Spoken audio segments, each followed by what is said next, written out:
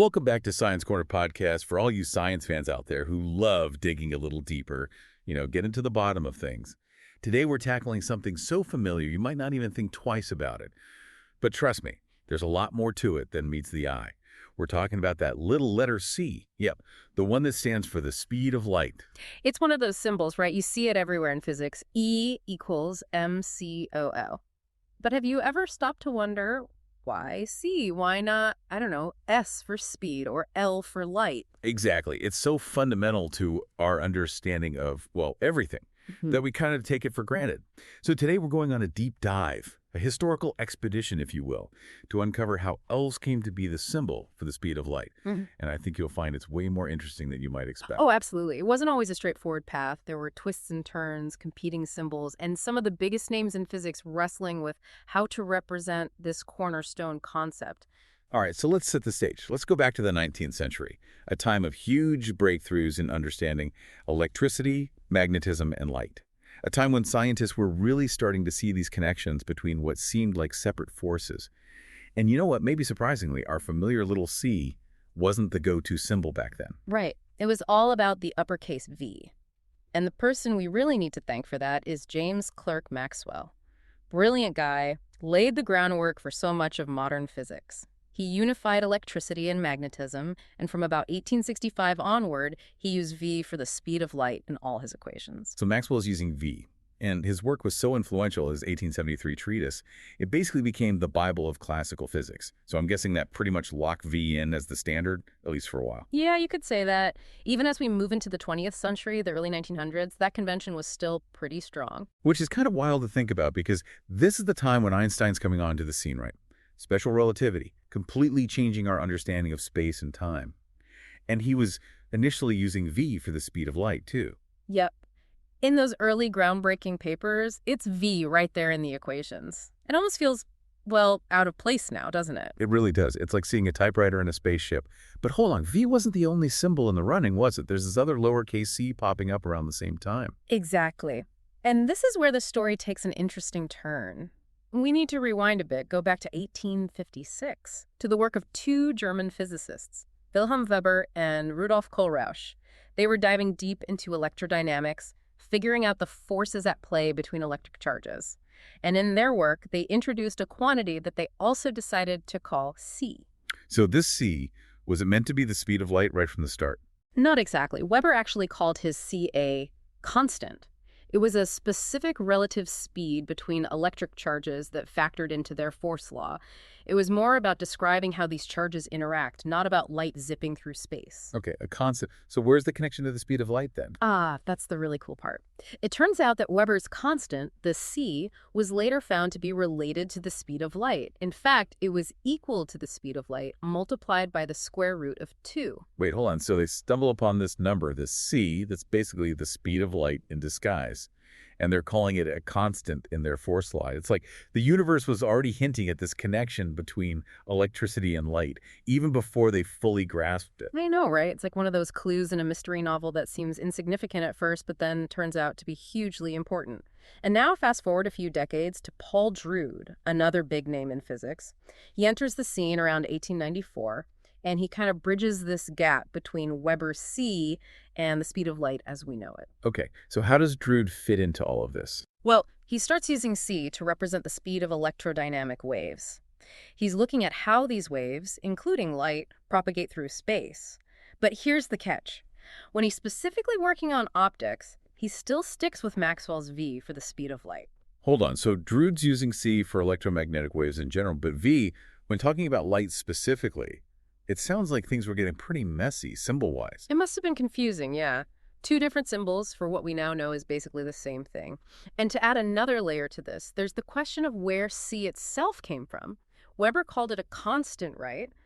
But could there be more to it? I think I see where you're going with this. Like, was he thinking constant, or was there this subconscious link to celeritas, the Latin word for speed, already floating around in the back of his mind? Exactly, because C has this history, It was used to denote speed, celeritas, even in earlier scientific texts going back centuries.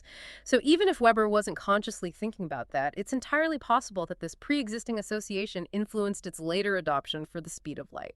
It's like the symbol itself had a predisposition towards representing speed. Okay, so we've got V from Maxwell and the C with its mysterious origins floating around.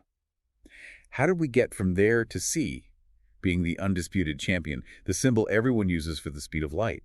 It was a gradual process, a sort of scientific consensus that emerged over time. And some key figures in this shift were Max Planck and Hendrik Lorentz, both huge names in physics, especially in the German-speaking scientific community. What were they doing differently with C? Well, Planck, for example, started using C pretty early on, even back in 1899, when he introduced what we now call Planck units. You know, the fundamental units based on those incredibly tiny constants that govern the universe at the quantum level. And right there, next to the gravitational constant and Planck's constant, was C, representing the speed of light. Using it like that to define the very fabric of reality, that must have given C some serious weight in the scientific community. Oh, definitely. It's like saying, hey, the C is one of the fundamental building blocks of the universe. And then there's Lorentz. He had a bit of a journey with his notation, started with an A in 1887, then switched to Maxwell's V. But by 1903, he was on Team C as well. Even Max Abraham, another prominent physicist, had adopted C by 1902. So you have all these heavy hitters in physics basically saying, yep, C is the way to go. And it seems like this was primarily happening in the German-speaking scientific world. Yeah, you could say that by 1907, C was pretty much the standard in German physics. And who else was working in Germany at the time? Einstein, I see where you're going with this. But didn't he start with V? What did he make the switch? He switched over to C in 1907. And get this, it was in a paper for the Jahrbuch der Radioaktivität und Elektronik. This paper, it's kind of a big deal because it's the first time EMC AMC SMILE appears in print. Wow, talk about timing. So at the very moment when his theory of relativity was taking its most iconic form, that B became inextricably linked to it. No wonder it stuck. Right, it's like the perfect storm for C to become the standard. And while Einstein didn't explicitly explain the switch, there are some pretty good reasons why he might have done it. Yeah, I was just going to ask about that. Do we know why he made the change? Well, think about those relativity equations. They can get pretty complicated, Yeah. right? And in those equations, you've got uppercase v for the speed of light and lowercase v for the velocity of an object. It's easy to mix those up, especially if you're scribbling notes or working through a long derivation. Switching to C just makes everything clearer. It's more distinct. That makes sense. Precision is everything in physics. And on top of that, C was already becoming the standard in German physics, thanks to those guys we talked about, like Drude, Planck, and Lorentz. Einstein was right there in the thick of it, so adopting the prevailing convention just makes sense. Exactly. It streamlines communication, makes his work easier to understand and integrate with everything else that was going on. It's a practical choice as much as anything else. Okay, so C is gaining ground in Germany. But I'm guessing the rest of the world wasn't exactly on the same page. You're right. Over in England and France, they had a different favorite, lowercase v. Lowercase v. But isn't that just velocity? Like the speed and direction of any object? It is, yeah. But back then, they were using it specifically for what they called the electromagnetic constant.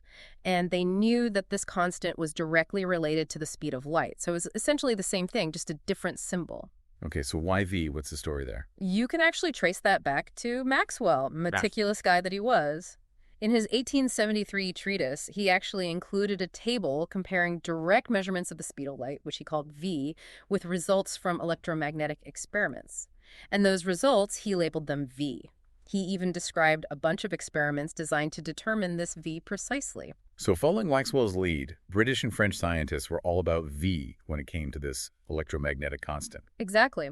For a good while, V was the standard symbol in their scientific papers. But in the end, it just didn't stick. Yeah, I can see why that would get confusing really fast. You've got V for velocity in general and V for the speed of light specifically, especially as Einstein's ideas took hold. And you're dealing with these equations where both speeds are crucial. That's just asking for trouble. Right. It's a recipe for disaster. And that's precisely why V eventually faded out. It just wasn't precise enough for the world of relativity. Clarity was paramount, and C was the clear winner. Okay, so the mystery of C continues. We've traced its rise, its rivals, and its eventual triumph. But that initial spark, that origin story, still feels a bit murky. We mentioned Isaac Asimov earlier and his idea that C stands for celeritas, the Latin word for speed. Is there any truth to that? It's a nice story, right? Simple and elegant, and Asimov definitely helped popularize that idea. Celeritas. It was the standard Latin term for speed, going back to Galileo and Newton. So they were using the word celeritas for speed, but what about the simple c? Was it already connected to speed in those earlier times? Surprisingly, yes. We do find examples of that, even back in the 18th century. There's Jacob Hermann, a Swiss mathematician from around the same time as the famous Bernoulli family.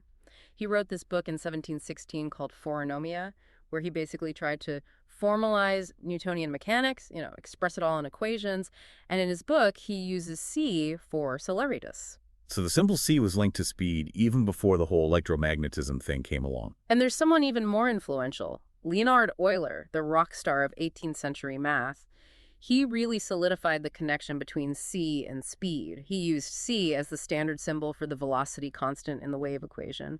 And this started popping up in his work around 1759 when he was working on all sorts of stuff, from the vibrations of drums to the propagation of sound. And the wave equation, that's huge. It describes how all sorts of waves, including light and sound, move through space. So Euler using c in that context, that must have had a lasting impact. A huge impact.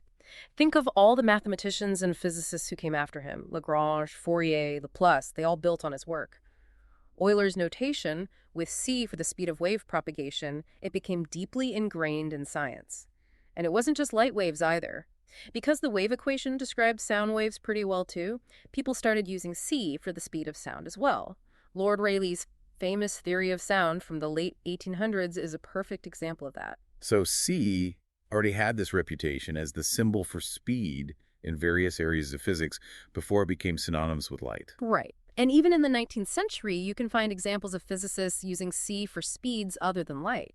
Lorentz, he used c for the hypothetical speed of the Earth through the ether in 1899.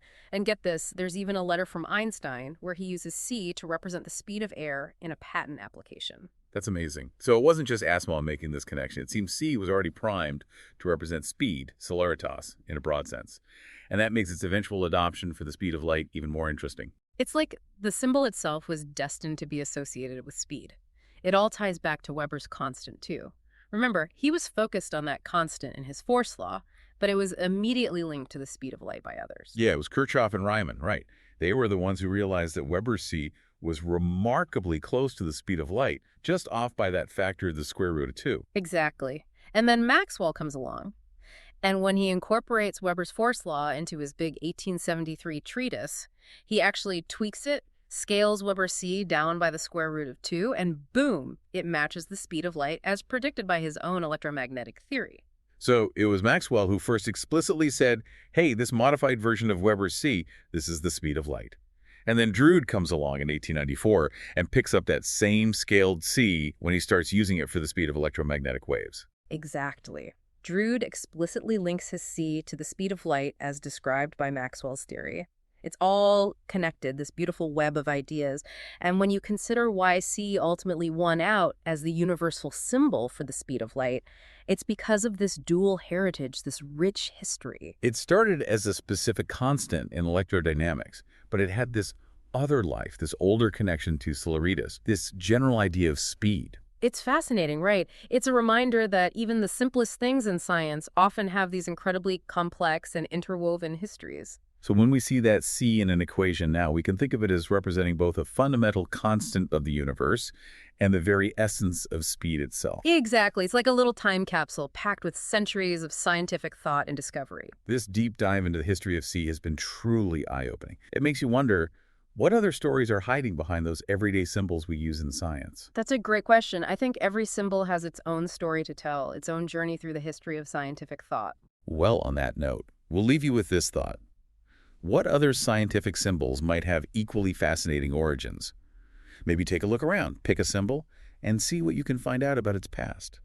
Thanks for joining us on this deep dive. It's been a pleasure exploring the history of Liszt with you. Until next time.